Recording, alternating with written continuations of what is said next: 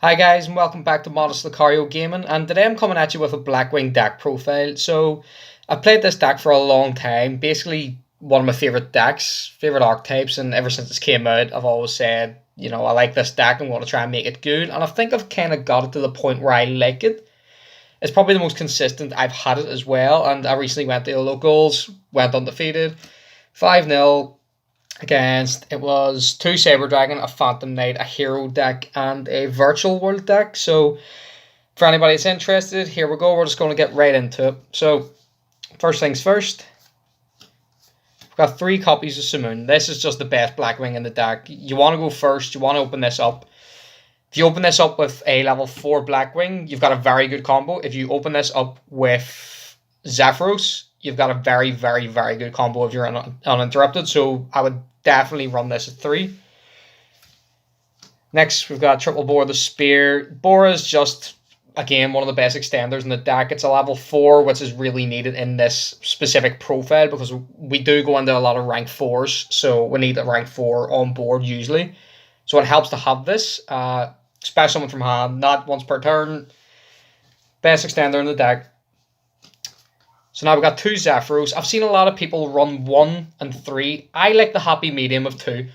You don't mind opening this up. It's 1/6 attack. You can still search things off it, so it's not too bad with Black Whirlwind. If you can draw it with Simoon, it's a very, very, very strong combo. Yeah, not just on your main board, but with maybe an extra interruption on board, which can always be quite good. So I kind of run it just in case I do want to draw it with the Simoon. So that's my reasoning for running that at 2. Also at 2, we've got Chris the Crack of Dawn. I used to run this at 3 for a long time, but I think you don't really want to open multiples. Yes, it's good to have the level 4 on board. It's good to have it in your hand. You can special summon it out. It's good normal summon target. But again, the limiting to once per turn, the special summon, it kind of hinders it. So I keep it at 2 for that reason. Next up, Oster. This card performed very well. I used to run this at 1 because you searched it off the normal summon when you normal summon Simoon. So you would banish say Bora for Simoon's effect, activate a Black Whirlwind, normal summon the Simoon, add Oster, normal summon the Oster, so you get the chain, the Black Whirlwind, and then the Oster. So you can use the Oster to chain block for the Black Whirlwind search, and Oster will summon the Bora that you've just banished, and you're getting an additional search. So that's kind of how you do the main combo. So again, with 2, I kind of ran out of 2 because sometimes late game it actually did come up because sometimes you do banish certain cards. As you'll see, there's a certain spell I run that will banish some cards from your grave. So this is very handy to have sometimes if you go past game 1, or turn 1, sorry.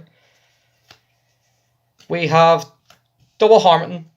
Again, another good, decent extender. You can increase its level by a monster that you target. So you can target a level 4 Oster. It turns into a 6, and you've got a full armor master just off the 2 cards. So it's also very good for that reason. Plus, I use it to kind of extend sometimes when I need it. So it has multiple uses, hence why I run it at 2. Double Gale. If Gale was a level 4, I'd be running 3 of this, no problem. The fact it's level 3 kind of stunts it a tiny bit. It did come up a lot, the effect to have a monster's attack smack into stuff. It means you can beat something from 2-5 down. So it came in useful for that. I actually won one of the games against Saber Dragon just by halving their infinity, but I baited it out with something. It negated the effect with the infinity, and then I halved the infinity and was able to hit over it. So it comes up not just as an extender, but it comes up in that way as well. So around 1 Gust, kind of spell self-explanatory. You kind of have an empty field. You kind of bang this down. Conflicts with Simoon, so that's why I dropped it down to the 1. But it's good if you don't open Simoon to have this, say, a Gale on a Bora. So you special summon the Gale on the Bora. You'll link the Gust with the Gale into the Wystrix, and then you can summon a level 4 from deck, and then just continue your plays from there. Arishi, so I kind of run Arishi just, again, as an extender, just to help me go into Wystrix when I don't have the Simoon. So, yeah, I don't really run a level 8 Synchro, so it doesn't really come handy. Sometimes I used to run it just to use it and, say, a level 7 Synchro the Assault Blackwing Raikiri, and you would just kind of go into any sort of level 8 with that, but it's kind of only here as a Blackwing name and an extender at this point. So Blackwing kind of evolved these days into a dark type of deck, so this is why I run Boots. I've seen a lot of deck profiles run it. I agree with it. I think it's a really good card. It helps us get into our rank up spells, which you'll see, and I'll explain a little bit further when I get into the deck profile a little further. But yeah, it's very good. It lets you search all the Phantom Knight spell and traps, which I believe I run 3. Yeah, 3 in this profile. So it's good. You can send it off Rusty. Also can be an extender if you can go into Rusty and you have it in your hand. Not the most optimal use for it, but it's a use regardless. We got one Raider's Wing. I've chosen to go with Raider's Wing over the Strangle Lanius, I believe it's called, or Strange Lanius. I don't know, whatever one. It's if you control a Dark Monster, you can summon it from hand. I like this more because this lets me detach a material from the Force Strix that I keep on board, which will have no materials, and if it has no materials, it'll allow me to activate the effect of the rank up spell a lot easier because it has to have a monster, an activation with no materials on it. So usually starts this off the Force or the Y Strix or the Force. Oh, the Force Strix. Yes, the Force Strix. I'll search this, summon it on the board. Usually have a Zephyros, go into another rank, go into a Link. So we don't run too many hand traps. I didn't really have the room, so I ran 3 ice during this tournament anyway. I do run just a little bit of a spoiler. I run 2 copies of Allure of Darkness in this build. I was thinking of something to take the 2 of them out for something. I would maybe consider putting another 2 hand traps in, just format dependent. Maybe 2 Drolls, 2 Ghost Bells, 2 Nibiru's, 2 Imperms, maybe even 2 Chalice. It's just sometimes having more than 1 hand trap in your deck's a good thing. Ice was just kind of all around good. This is why I chose it. Didn't really come up too much, but again, it's handy to have to stop those big impact cards. So this is my little kind of space. Again, it's not really anything new. I'm saying like some sort of personal space to me. Every deck runs this now. It's the Destiny Hero engine. I chose this. It kind of conflicts a bit. There's a lot of times you're locked into XYZs and stuff. This is purely here for, say, someone just decides they're going to negate my Y Strix. Well, I'm just going to go into, again, spoiler alert, going to go into Verte, going to use Verte to go into this. It's just too good of a combo. Like, even if you don't open your main combo up, you've got this, so you can just kind of make... There was one duel I made a full Armor Master and this, and it was just, you were not beating it. Like, it's just too good of a board. Too much of an impressive card not to put in. Synergizes kind of well. Sometimes you're locked into only Darks if you don't get your full combo off. So, yeah, I just thought it was too good not to add in. And it kind of worked quite well. It's probably the MVP of the tournament. In the Phantom Knight deck that I played, I won 2 duels. And all I had was DPE on board. That's it. And it won me the game single-handedly. So I'd really recommend, if you have the budget or if you have it handy, to maybe play it in the deck. It's worked quite well for me. Standard 3 Black Whirlwind. Don't really need to go too much into this. Black Whirlwind is the best card in the deck, hands down. If every deck had a Black Whirlwind, or every archetype had a Black Whirlwind, it would make them busted. Blackwing's lucky enough to have a Black Whirlwind. 3 Fusion Destiny, again, self-explanatory. Helps if we get interrupted during our combo. If we don't have our full combo, we can just Fusion Destiny, have a DP, maybe something else if we're lucky, and yeah, I'll enjoy using this card while it's not banned. And then I run 3 Triple Tactics Talent. I used to run this at 2 in my Invoke deck profile, and I wasn't too keen on it. There was a lot of times I bricked into it, but for some reason I had a lot of good luck with this card. The amount that, I suppose, is because Y Strix is such a bait card to hit. They see Y Strix and they're like, I'm icing this, I'm negating this in some way. So what I would normally do, depending on what I have, if I have enough extenders that I don't need the extra extenders, I'll take a card from their hand. Or maybe if I don't have the extenders, I'll draw the 2, hopefully draw into another Blackwing, have one on board, extend further. Worked very well for me, and I'm glad I ran out of 3. Talked about it earlier, 2 Allure. Wasn't keen on it. There's just too many cards in this deck. You don't really want to banish. The only time this did come up is when I had Oster, and I banished a Zephyros, normal summon the Oster, brought the Sephiroth back. Other than that, it doesn't really add too much. I don't know, maybe. I would maybe keep testing the 2 and see how I like it, but there's too many times I've bricked into it, so that's my reason for running the 2. Now, we've got 2 rank up spells. We have 1 Phantom Knight's rank up Magic Force, and then we have the rank up Magic Launcher. So, the main combo I do with this is I can get Kali Yuga with this. So, if I can get my full board, which would probably start with, just say I had any sort of extender, some Moon and Zephyros or level 4, I can end with a Full Armor Master, a Time Free Fruiteur with a negate, or not a negate, the task to bounce a trap, the ability to go into Kali Yuga, and then sometimes I can have the Arc Rebellion XYZ Dragon. So they're a little bit bricky, but I think they're too good, because if you get Kali Yuga on board, you've gamed. There's no one who's out in Kali Yuga. You cannot out it. It's just too good. Unless you can somehow deck hard into an Imperm. It's just too good of a card not to add in. And I really, it won me a lot of my duels. Even, there was a few times, even if I did get negated, I would still be able to play and get into Kali Yuga for the next turn, which was great. Call by the Grave, self-explanatory. Someone tries to Eyesure or Wystrix, you say no. There we go, that's it. And then we have Shade Brigandine. So I like Shade Brigandine because I'll usually use Rusty to set this by getting rid of Boots, and then use Boots to search the spell, because I don't like setting the rank up magic because I need to activate it that turn.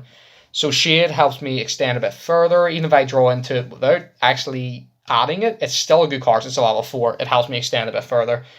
And it helps you go into Time Free Reader with a quick effect, Castellish type of effect, and it's just very, very good for that. Now, we're going to go into the extra deck. So we'll have 1 DPE. Like I said, it and Kali Yuga were the MVP of the tournament. I would probably give it to this card, actually.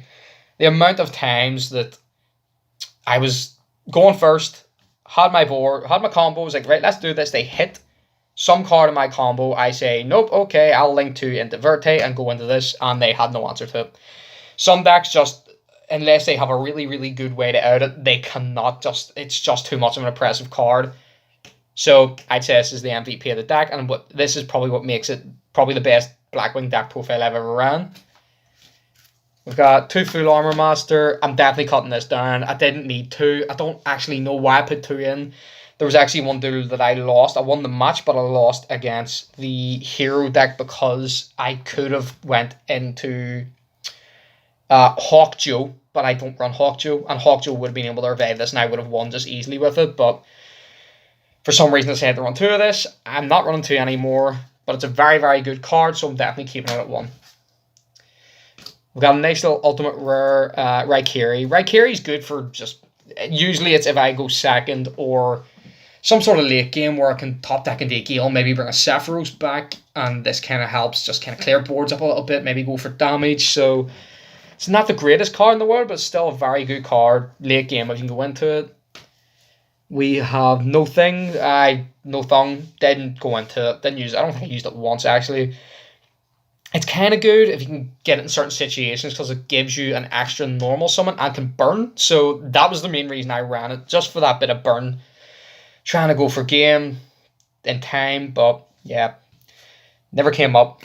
But I don't think I'll take it out because it's just too good in terms of burning during time.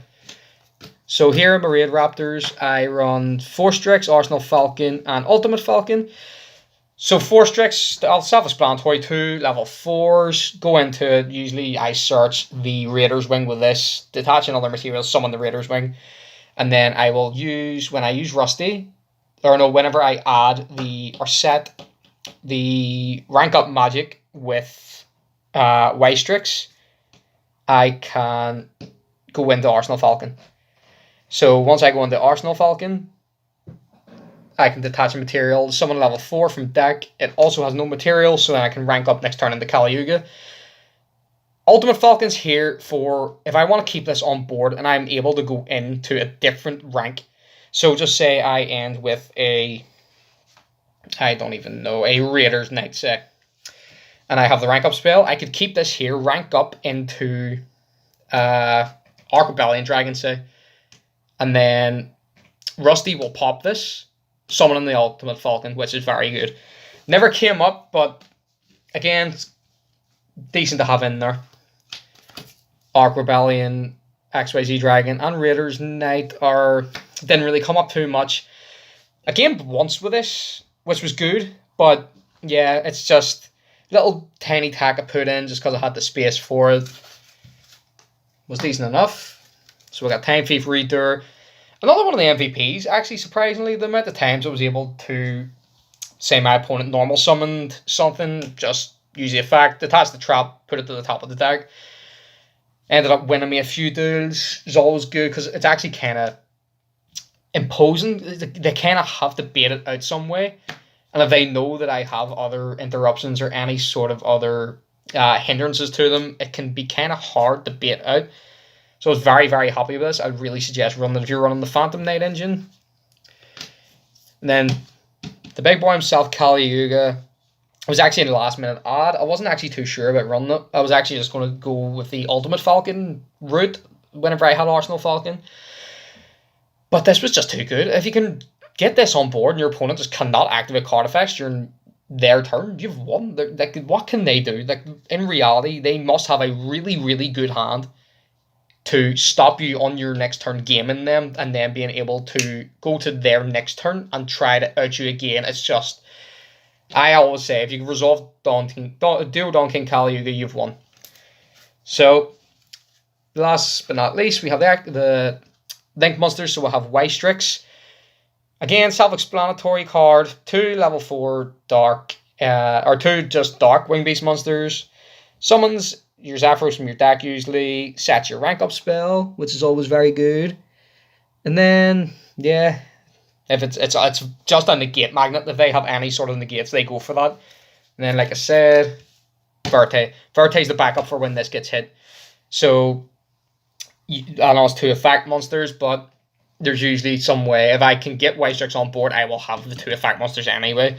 So Verte comes in handy when this gets negated because it just means, yeah, we're getting DP on board. And then Rusty. Self-explanatory Rusty helps us where Phantom Knight plays. Lets us keep going. Glad he's on band. Now we're just going to have a quick, I'm just going to rapid fire through my side deck. Harpy's Feather Duster for, spell and trap card decks. We have 3 evenly matched because it literally kills every single deck that wants to set a board up against you. 3 Cyclone for pesky spell and traps, field spells, etc. 2 Dark Ruler, just in case there's some sort of monster heavy board, like the Phantom Knight Orcus deck that I played. 2 Chalice, because it's probably one of the best cards in the format right now. I love Chalice, always comes in handy. You can set it in against any matchup, but it'll have a use. 3rd Dark Ruler, didn't see that. And then we have 3 Lancia. For any sort of invoked, any sort of banishing, Phantom Knight shenanigans, anything like that. So, that's the deck profile. Anybody have any suggestions? I'm very open to hear any suggestions anybody has. And yeah, I hope I've helped anybody who's thinking of building a Blackwing deck profile. And if there's any sort of interest, I could kind of maybe do a combo video, show 1 or 2 combos, a few test hands, just to kind of show anybody who's a bit unsure of how the deck works. So, yep, this has been Modest Lucario Gaming, and hope everybody stays safe. Hope everybody likes the videos, likes the content. Subscribe to the channel if you want more, and hopefully see you for the next video. Goodbye.